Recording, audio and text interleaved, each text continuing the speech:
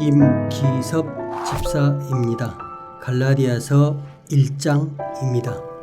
사람들에게서 난 것도 아니요 사람으로 말미암은 것도 아니요 오직 예수 그리스도와 그를 죽은 자 가운데서 살리신 하나님 아버지로 말미암아 사도된 바울은 함께 있는 모든 형제와 더불어 갈라디아 여러 교회들에게 우리 하나님 아버지와 주 예수 그리스도로부터 은혜와 평강이 있기를 원하노라. 그리스도께서 하나님 곧 우리 아버지의 뜻을 따라 이 악한 세대에서 우리를 건지시려고 우리 죄를 대속하기 위하여 자기 몸을 주셨으니 영광이 그에게 세세토록 있을지어다. 아멘. 그리스도의 은혜로 너희를 부르신 이를 이같이 속히 떠나 다른 복음을 따르는 것을 내가 이상하게 여기노라. 다른 복음은 없나니 다만 어떤 사람들이 너희를 교란하여 그리스도의 복음을 변하게 하려 함이라. 그러나 우리나 혹은 하늘로부터 온 천사라도 우리가 너희에게 전한 복음 외에 다른 복음을 전하면 저주를 받을지어다. 우리가 전에 말하였거니와 내가 지금 다시 말하노니 만일 누구든지 너희가 받은 것 외에 다른 복음을 전하면 저주를 받을지어다.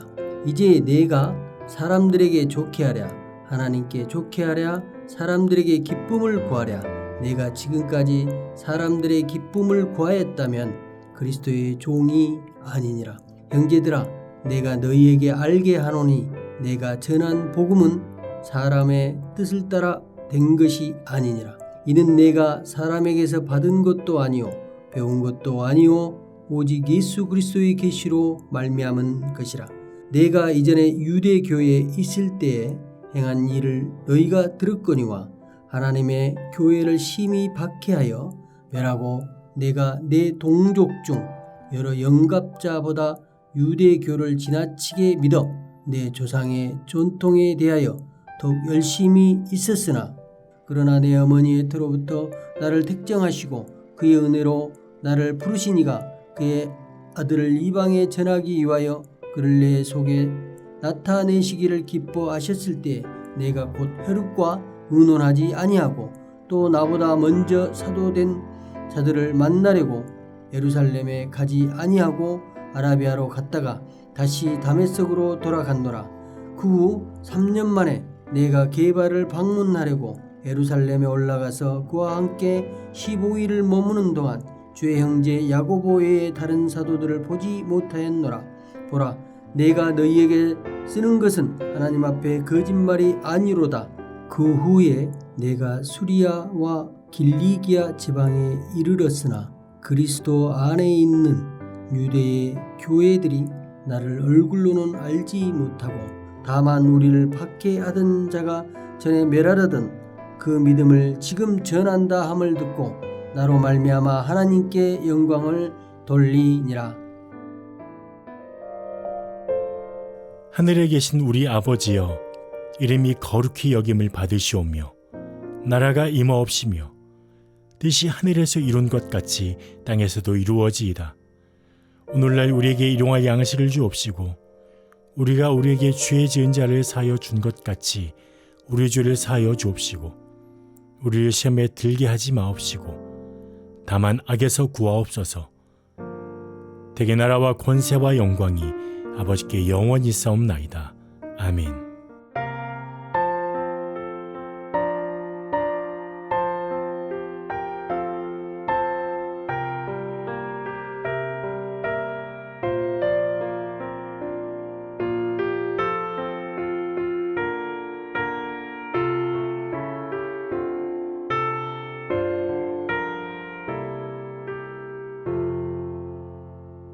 내 주 대신 주를 참 사랑하고 곧 그에게 죄를 다고 합니다. 그는 해를 주신 내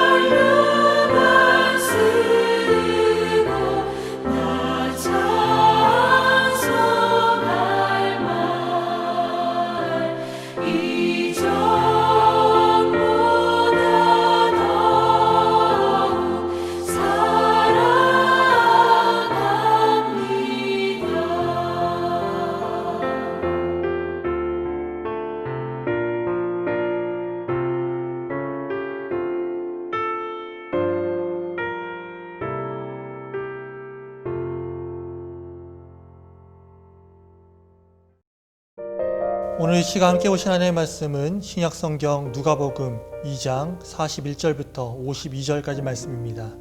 신약 91쪽에 있습니다. 제가 누가복음 2장 51절과 52절만 봉독해 드리겠습니다. 예수께서 함께 내려가사 나사로에 이르러 순종하여 받으시더라. 그 어머니는 이 모든 말을 마음에 두니라. 예수는 지혜와 키가 자라가며 하나님과 사람에게 더욱 사랑스러워 가시더라. 아멘.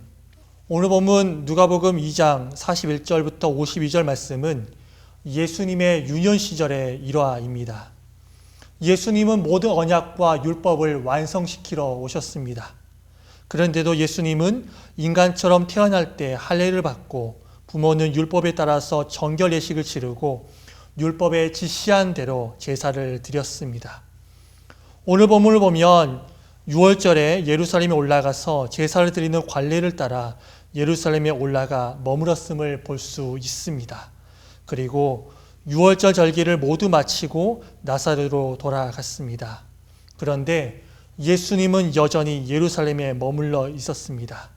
이것을 그 부모는 몰랐습니다. 당시에 강도들의 위험이 도사린 길도 있었기 때문에 여행단을 이루어 이동했고 부모는 당연히 아들이 내려오는 무리에 섞여 있을 것이다 라고 생각했습니다. 그러나 하룻길을 간 후에 아들이 동행하지 않는 사실을 발견하게 됩니다. 그래서 아들을 찾으려고 다시 예루살렘에 올라가고 3일째 되던 날 성전에서 그토록 찾아다녔던 그 아들을 만나게 됩니다. 3일 만에 찾은 그 예수님 무엇을 하고 계셨습니까? 46절 말씀 보면 성전에서 성생들 가운데 앉아서 듣기도 하고 묻기도 하셨습니다. 그런데 46절 말씀을 주의 깊게 다시 한번 보십시오. 선생들의 그 발치에 앉아서 묻기도 하고 듣기도 했다라고 기록하지 않고 그들 가운데 앉아 있었다라고 말씀하고 있습니다. 이는 성전에 계신 그 예수님께서 제자의 모습보다는 학생의 모습보다는 교사에 가까웠다는 것을 알 수 있습니다. 또한 성전에 있던 사람들은 그 예수님의 그 가르치심과 예수님의 그 지혜를 보고 그 대답을 보고 놀랍게 여겼다라고 47절에서 말씀을 하고 있습니다. 우리는 여기서 예수님의 지혜와 통찰력을 발견할 수 있습니다. 또한 여기에서 예수님이 구약에서 그토록 말씀하시고 그토록 약속하셨던 메시아이심을 우리는 알 수가 있습니다. 이사야 선지자는 통찰력과 지혜를 메시아에게 임한 속성으로 예고했습니다. 이사야 11장 2절 말씀입니다. 그의 위에 여호와의 영, 곧 지혜와 총명의 영이요 모략과 재능의 영이요 지식과 여호와를 경외하는 영이 강림하시리니 라고 말씀하고 있습니다. 하나님의 영은 지혜와 총명의 영임을 우리는 이사야서를 통해서 알 수가 있습니다. 성전에 있는 예수님을 보고 부모도 놀랐습니다. 그런데 놀라는 이유가 달랐습니다. 성전에 있던 사람들은 예수님의 지혜와 통찰력에 놀랐습니다. 하지만 마리아와 요셉은 성전에서 활동하고 있는 그 예수님을 보면서 놀라하며 예수님의 행동을 꾸짖었습니다. 48절 말씀입니다. 그의 부모가 보고 놀라며 그의 어머니는 이르되 아이야 어찌하여 우리에게 이렇게 하였느냐 보라 내 어머니와 내 아버지가 내가 근심하며 너를 찾았노라 라고 말씀하고 있습니다. 다시 말하면 예수님에게 너 왜 그렇게 내 멋대로 행동하였느냐라고 하면서 꾸짖고 있는 것입니다. 이에 예수님께서는 무엇이라고 반문하고 계십니까? 49절 말씀입니다. 내가 내 아버지 집에 있어야 될 줄을 알지 못하셨나이까? 우리는 이 본문을 통해서 예수님께서 얼마나 자신의 정체성과 사명에 대해서 확고하게 깨닫고 있는가라는 것을 알 수가 있습니다. 예수님은 성전을 가르쳐서 내 아버지 집이라고 말씀하셨습니다. 태어나서 처음으로 자신이 하나님의 아들이심을 밝히신 말씀입니다. 예수님은 자기 정체성에 대해서 확고한 신념을 가지고 있었습니다. 어릴 때부터 자신이 하나님의 아들이심을 분명하게 알고 있었습니다.